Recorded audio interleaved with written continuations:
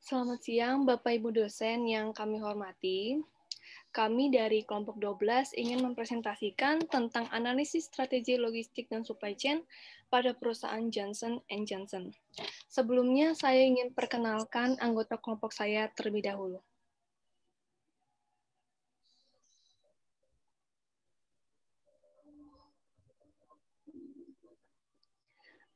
Yang pertama yaitu Anna Petronila Maturti, yang kedua Ezra Senilowati, yang ketiga John Mesiavihan, dan yang terakhir yaitu Fioran Novinta Ginting. Sebelum kita membahas lebih dalam tentang Johnson & Johnson, kita harus tahu dulu latar belakang dari Johnson & Johnson. Johnson & Johnson adalah perusahaan multinasional Amerika yang berdiri pada tahun 1886. Ia memiliki 130.000 pegawai yang tersebar di seluruh dunia. Johnson & Johnson dibentuk oleh 3 bersaudara, yaitu Robert Wood Johnson, James Wood Johnson, and Edward Mead Johnson. Johnson & Johnson memiliki kantor pusat yang berada di New Brunswick, tepatnya di New Jersey, dengan memiliki 250 anak perusahaan dan menjual produknya di sekitar 175 negara.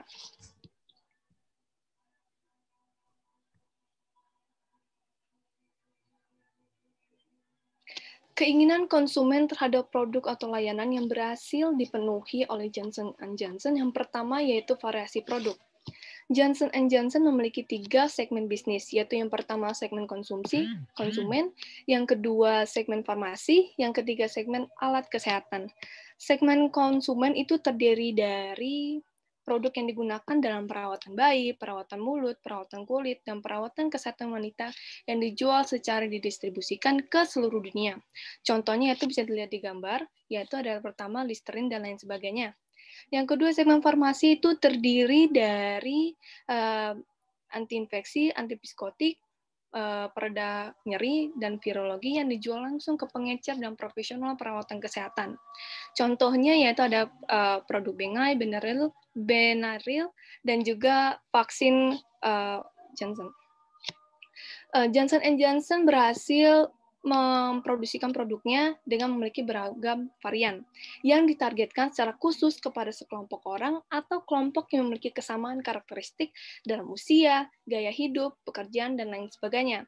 Contohnya yaitu bedak B. Johnson yang ditargetkan untuk sekelompok orang tua dan bayi yang baru lahir. Orang tuanya itu diprediksi range-nya itu sekitar 24-32 tahun. Lanjut. Keinginan konsumen yang berhasil dipenuhi kedua, yaitu harga produk. Johnson & Johnson berhasil mempertahankan harga pada tingkat yang terjangkau. Lalu, bagaimana strategi penetapan harganya? Yang pertama yaitu Johnson & Johnson menetapkan teknik harga psikologis dengan mempertahankan harga dengan kelipatan 99 atau 49. Yang kedua, Johnson & Johnson memperhatikan kriteria keterjangkauan konsumen di pasar sebelum menetapkan harganya. Yang ketiga, dalam kategori produk medis, perusahaan bekerja sama dengan pemerintah, seperti vaksin Johnson & Johnson. Yang keempat, itu memiliki tim yang efisien dan ditunjuk untuk menentukan harga produk bagi konsumen. Yang kelima adalah beberapa produk kesehatan akan dipatok harganya sedikit lebih tinggi sesuai dengan kualitas dan kesehatan yang baik untuk keluarga. Contoh dari harga produk yang tercantum yaitu pertama ini ada bedak bayi 500 gram itu sekitar 29.500 dan juga vaksin Johnson & Johnson dipatok harga 121 hingga 142.000 per dosis. Lanjut.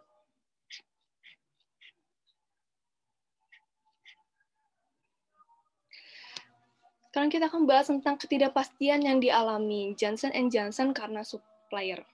Kapabilitas supplier dalam menyediakan kualitas yang buruk menyebabkan supply uncertainty menjadi meningkat.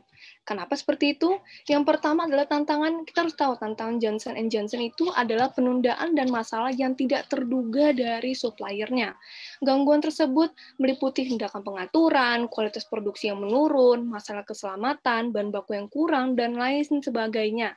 Nah, dampaknya yang terjadi adalah Johnson & Johnson menjadi kekurangan produk dan penjualan menjadi menurun serta reputasi perusahaan akan dipertaruhkan beserta dengan kerugian yang bersumber dari masalah tersebut. Lanjut.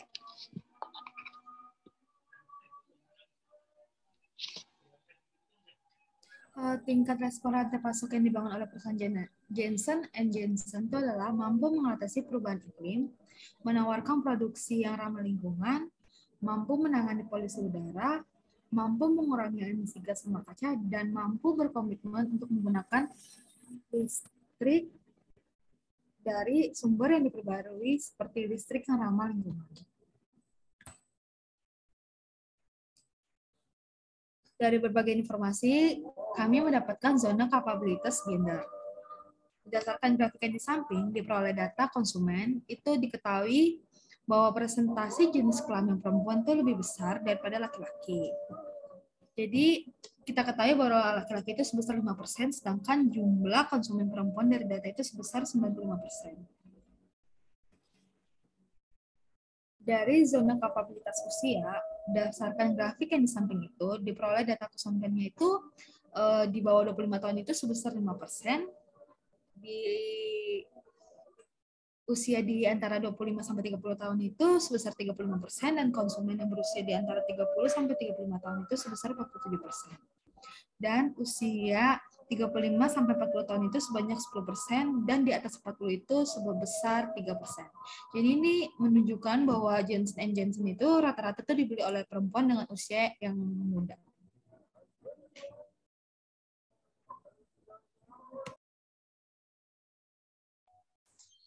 Baik, selanjutnya adalah struktur rantai pasok Johnson & Johnson.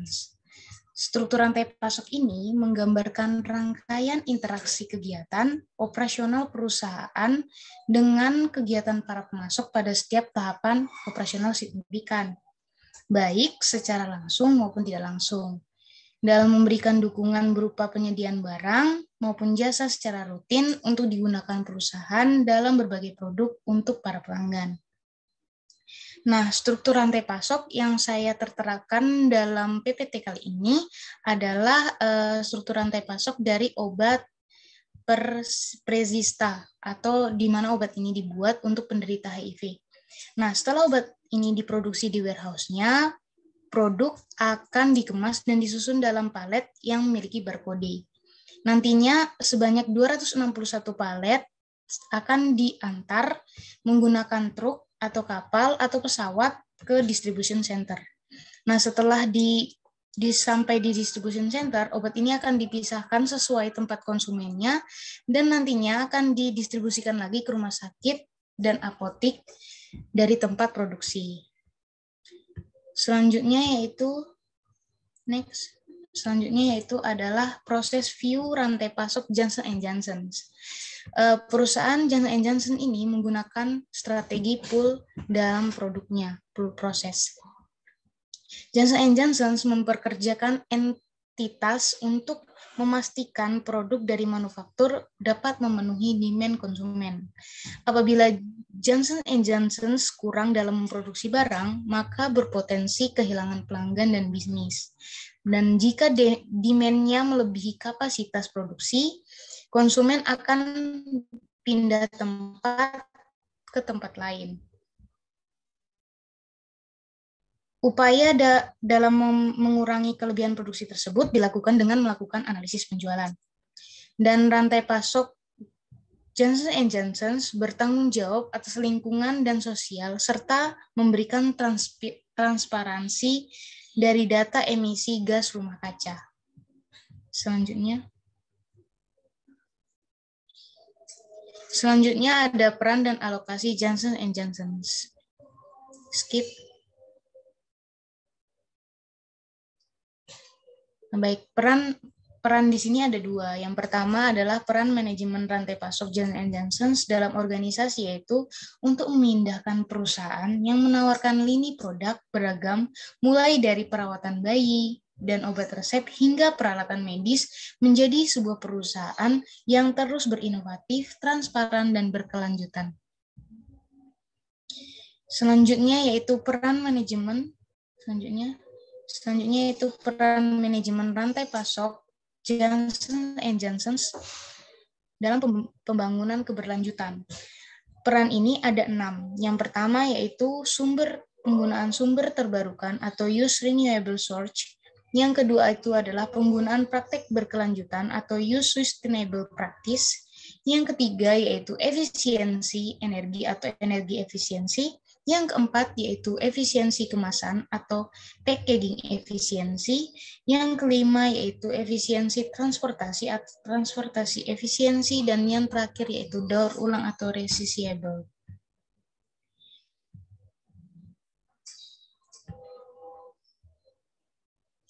Johnson & Johnson juga memiliki beberapa faktor pendorong kesuksesan rantai pasoknya. Di sini ada 4 faktor pendorong kesuksesannya. Yang pertama adalah komunikasi, yang kedua adalah teknologi, yang ketiga adalah kompetensi dan kapabilitas organisasi, dan yang terakhir yaitu komunikasi dan manajemen perubahan.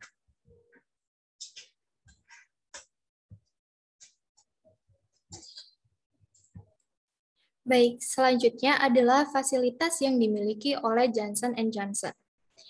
Johnson & Johnson memiliki 90 fasilitas manufaktur dan 350 fasilitas distribution center, di mana setiap harinya harus mengirimkan 100.000 barang setiap harinya. Nah, total luas fasilitas yang dimiliki oleh Johnson & Johnson adalah 15,2 juta kaki persegi. Dengan rincian persebaran fasilitas manufaktur adalah 26 manufaktur berada di Afrika, Asia, dan Pasifik, 25 manufaktur ada di Eropa, 29 manufaktur berada di Amerika Serikat, dan 10 manufaktur lainnya di belahan bumi bagian barat. Lalu, lokasi pemilihan fasilitas Johnson & Johnson adalah decentralized facilities. Sesuai dengan salah satu kebijakan strategi Johnson & Johnson yaitu decentralized management approach, membangun fasilitas secara tersebar akan memberikan manfaat bagi Johnson & Johnson berupa lebih responsif dalam memahami dan juga menyesuaikan kebutuhan dari konsumen dan juga pasien. Lalu ada kapasitas dari manufaktur.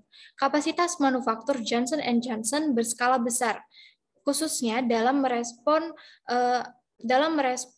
pandemi COVID-19, Johnson & Johnson berupaya untuk memproduksi 1 miliar dosis vaksin hingga akhir tahun 2021. Dengan cara menambahkan kapasitas manufakturnya secara global. Lalu, kapabilitas manufaktur Johnson & Johnson adalah mereka kerap berinovasi untuk produk, teknologi, dan juga kualitas yang lebih kompetitif. Caranya dengan mengerahkan timnya untuk menciptakan produk yang tepat di saat yang tepat. Selanjutnya adalah layout yang dimiliki oleh Johnson & Johnson.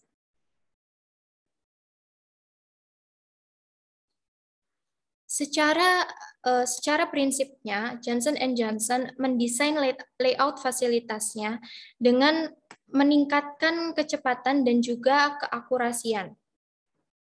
Di sini kami mengambil contoh fasilitas warehouse Johnson & Johnson Vision Care di Jacksonville, Florida. Pada warehouse ini, terdapat beberapa teknologi pengambilan barang, contohnya adalah A-frame picking, automated storage, dan juga pick-to-light and VLM picking. Jadi setiap barang yang ada SKU-nya atau stock keeping unit akan disortir berdasarkan seberapa cepat SKU itu pergerakannya berjalan. Jadi yang paling cepat akan diletakkan pada area A-frame picking, lalu pick-to-light and VLM picking, dan yang terakhir di automated storage. Layout rak-rak yang ada di finished good warehouse itu adalah tingkat yang pertama atau tingkat yang paling tinggi, itu akan diletakkan barang-barang yang merupakan barang cadangan, sedangkan rak yang tingkat bawah akan diletakkan untuk barang-barang yang penjualannya cepat habis. Selanjutnya adalah inventory yang dimiliki oleh Johnson & Johnson. Jadi kebijakannya yang diterapkan adalah first in, first out, atau yang kita kenal sebagai FIFO. Sesuai dengan namanya, first in, first out ini adalah barang-barang yang pertama kali masuk ke dalam gudang adalah barang-barang yang harus keluar ketika terjadi sebuah penjualan. karena Johnson & Johnson ini memproduksi barang-barang yang termasuk perishable goods dan juga memiliki daur hidup yang pendek seperti dosis vaksin dan juga obat-obat farmasi, sehingga manfaat yang diperoleh oleh Johnson & Johnson ketika menerapkan metode ini adalah mengurangi kerusakan barang, meningkatkan efisiensi dan juga operasi gudang, lalu memaksimalkan kapasitas gudang. Sedangkan service level yang digunakan oleh Johnson & Johnson adalah high product availability dengan memanufaktur produknya dalam volume yang paling besar. Selanjutnya adalah kebijakan transportasi. Karena Johnson & Johnson menerapkan strategi decentralized management approach, maka mereka membebaskan untuk perusahaannya memilih sendiri kebijakan transportasi yang akan mereka gunakan sesuai dengan kondisi keuangan maupun kondisi perusahaannya. Yang dapat dipilih adalah jasa logistik pihak ketiga internal, yaitu Johnson & Johnson's Global Transportation Organization, dan juga jasa logistik pihak ketiga eksternal, misalnya seperti FedEx, UPS, dan lain sebagainya. Tetapi kekurangannya dari pihak ketiga internalnya adalah mereka hanya menyediakan jasa layanan domestik saja, tetapi tidak ada yang secara udara maupun dari laut. Tetapi karena beberapa pengiriman barang milik Johnson & Johnson harus melalui udara, contohnya seperti barang-barang farmasi dan juga vaksin, karena sifatnya itu menyelamatkan nyawa dan juga banyak dikonsumsi, maka pemilihan pihak ketiga internal ini menjadi sebuah keberatan gitu. Nah, karena kita sudah menjelaskan beberapa alasan ini, maka dapat disimpulkan bahwa Johnson & Johnson itu berupaya untuk mencapai strategi responsif. Selanjutnya, ini adalah beberapa referensi yang kita gunakan dalam melakukan research tentang Johnson & Johnson. Oke. Selanjutnya akan saya kembalikan kepada moderator. Baik, sekian presentasi dari kelompok 12 tentang analisis supply chain pada perusahaan Johnson & Johnson. Terima kasih.